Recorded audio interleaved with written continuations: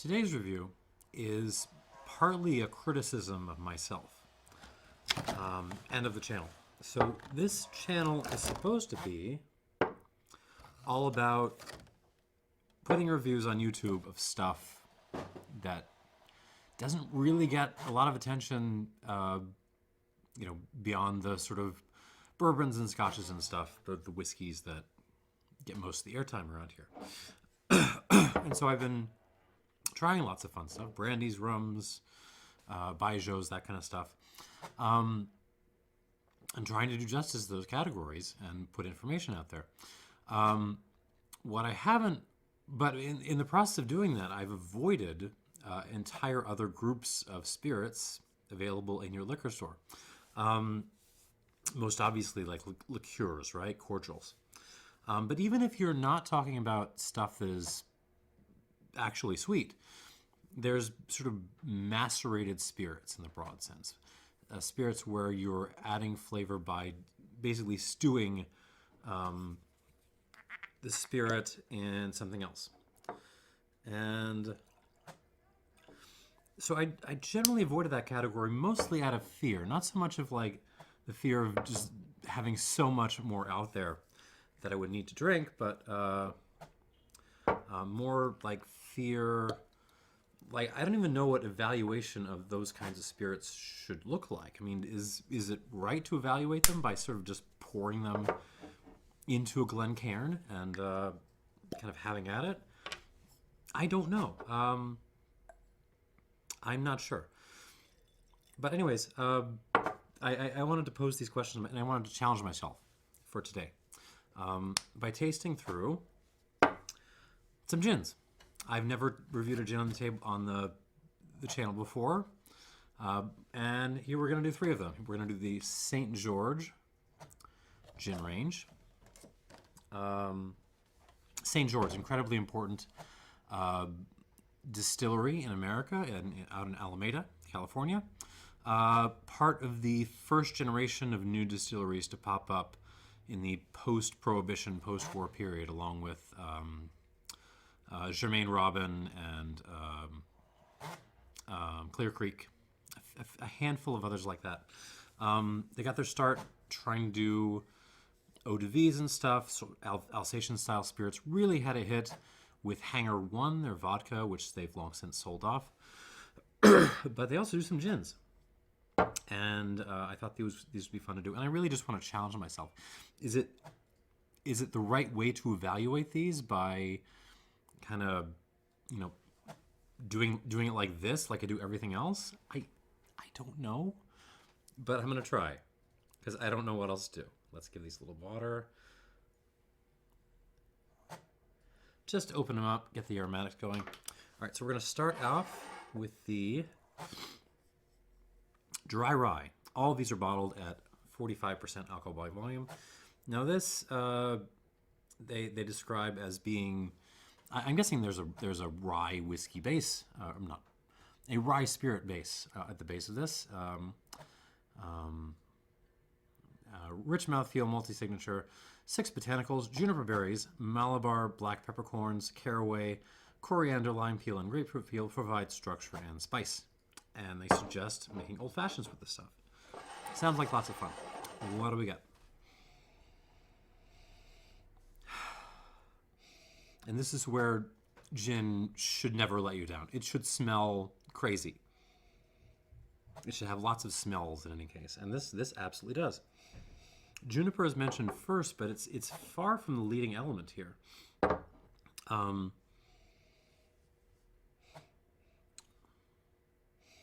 Yeah, I'm getting it's really the citrus is leading this.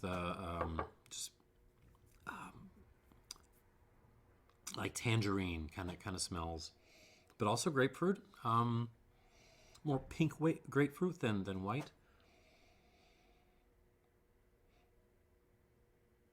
Now I'm wishing I hadn't read the list of botanicals so I could, because I feel like it's influencing my taste. I'm getting a lime now.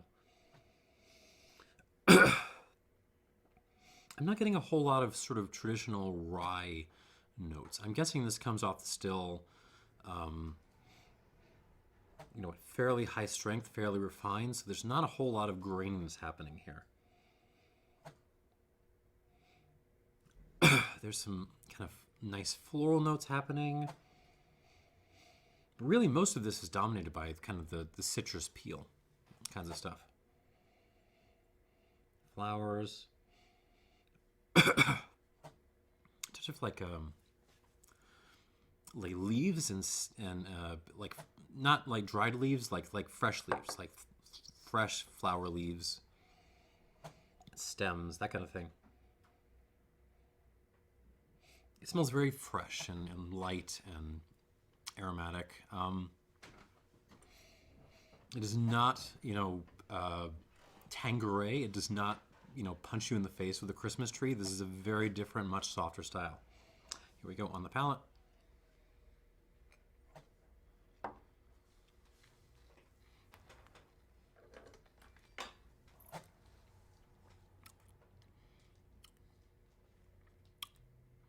Actually extremely nice. I don't know if this is meant to be, you know, a spirit sipped neat with a couple squirts of water, but you can do it. Oh,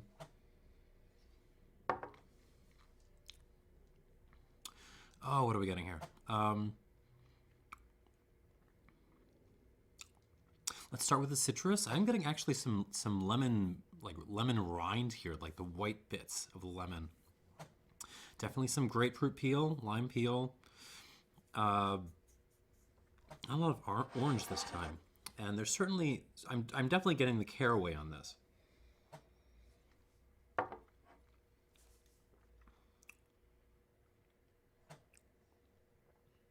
Rye, maybe. It's not, it's more of a kind of a grassiness, kind of mix of dried and sort of freshly mowed grass happening. More that's really what's hinting at the rye for me. It's not really very much breadiness. There's certainly a little bit of pepper here. There's some like white pepper kind of going on.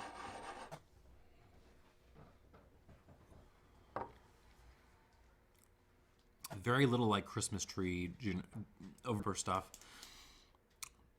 Maybe it's there if I go looking for it, but it's way in the background. What I like about this is it has fairly impressive weight and mouthfeel. That's usually where gins fall apart on me, is they smell really nice and then I drink them and they feel like just thin.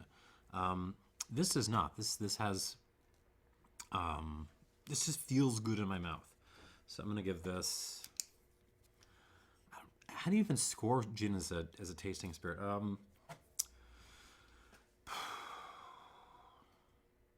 It's higher than an 83 and lower than an 85. Let's just call it an 84. This is an 84 point gin. And there we go. The first gin I've ever scored on the channel. Moving on to the Terroir gin, which is botanicals, basically pulled out from where they are in California, near Mount Tom. Douglas fir and some other stuff. And this one makes me very excited because, I mean, the spirit that kind of made me reconsider what I was doing with macerated spirits was the Clear Creek Douglas fir. So if this is bringing the Douglas fir, I'm going to be very happy. Oh, I am very happy. Oh, that's great. I have no idea what the base spirit is in this. They're not telling me. What I can tell you is this smells like just being outside an evergreen forest. So I'm getting tons and tons of Douglas fir, like pine trees, and it smells. It's not just like the needles. I'm smelling the sap. I'm smelling like the bark, that kind of stuff. Beyond that, little hints of like maybe a lemon peel kind of thing. Gentle pepperiness. There's an earthy, grungy thing going on here beyond the Douglas fir. Like Pacific Northwest mud, something like that.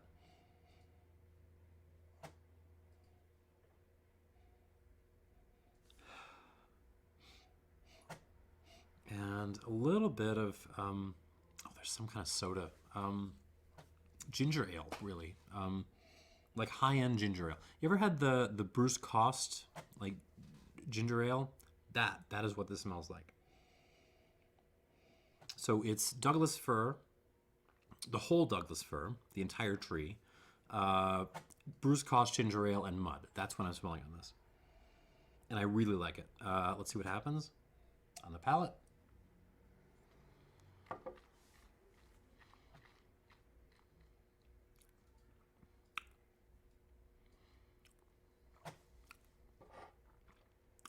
Oh, that's great. It isn't. This has more of an evolution to it than the dry rye, which I'm really enjoying. So that it's. Let me try that one more time.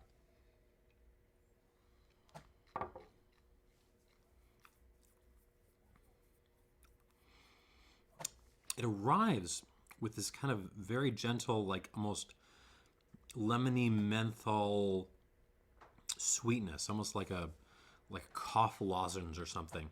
And as it spreads out, you kind of get much more of the Douglas fir.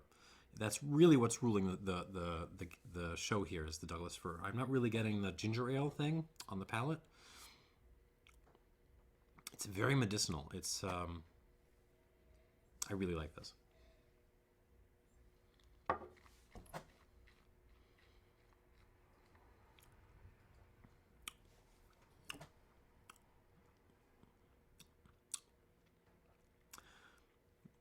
This is awesome. Okay, they're naming a whole bunch of things: fennel, sage, orris. I'm not getting really any of this stuff. I'm tasting like throat lozenge turning into pine tree, and it's delicious. And there's some nice kind of that muddy, peppery thing on the back end. I'm kind of sold on this. This is I don't know how crazy I'm going to get score-wise, but I might get a little crazy. I could sip this. I really could.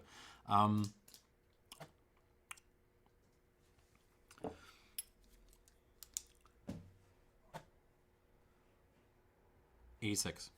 86 out of 100. I didn't think I would go there, but I'm going to go there.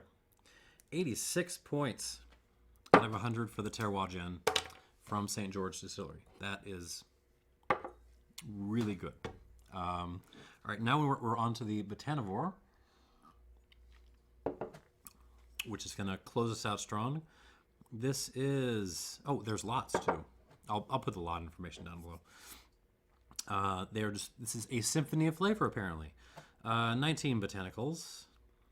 Floral, spicy, earthy, yada yada. Okay, let's just taste it. What have we got? More soapy than the previous two. This is more like much more like the dry rye than the Terroir. But it's throwing in like a craft artisanal soap kind of thing. It's one of those soap bars you pay like $16 for. That's kind of what this smells like. Again, no like juniper really evident to be seen on any of these, which makes me wonder if folks who really like traditional gins, martinis, that kind of thing, would be into this. I'm into this. This is a much lighter nose than the previous two. I'm definitely getting caraway. I'm getting some fennel or something on this. Lime peel, lemon peel, a touch of like bergamot maybe.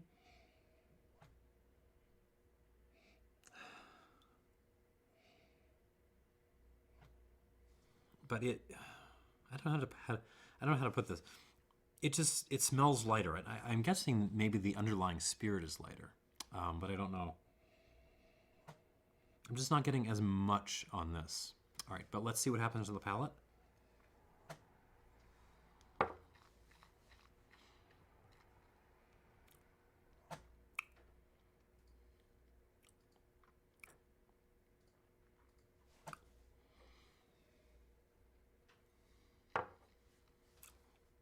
This is kind of getting hurt by the thing which normally happens to me with gin, which is it just feels a little thin in my mouth. It feels a little bit like it's falling apart.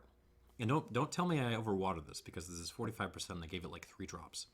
I think it's just a lighter spirit than they're using for the other two, maybe. I'm not sure. I'm just guessing. I mean, the nose is nice. The nose is very light. It's very delicate, but it works. The palate is almost too subtle. Oh, where do I start? There actually is a little bit of juniper showing up on the palate.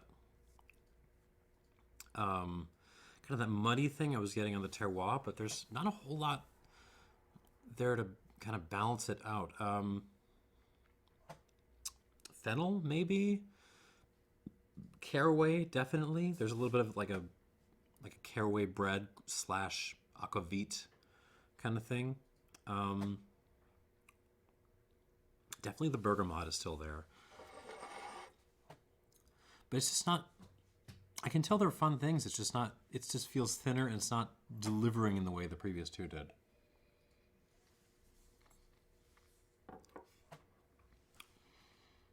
Yeah, it's nice. There's a little bit of a spun cotton candy /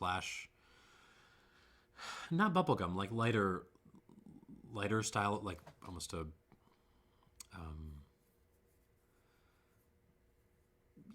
was there ever like a bubblegum with like fake artificial sugar kind of thing? That's kind of what this tastes like. That's kind of like I don't know.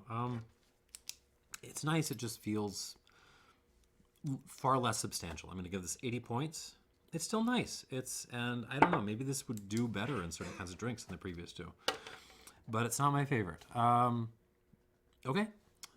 That's the St. George gin lineup. Dry rye gin gets 84 points. I really like this. But it does not better than the Terroir gin, which I'm giving 86. This is awesome. Like I want to try this in all the cocktails, but really I would just drink this neat. And the Botanivore, little disappointing. Maybe it's not really my thing. I'm not sure, but 80 points. And that's what I got. Thanks for watching, and cheers.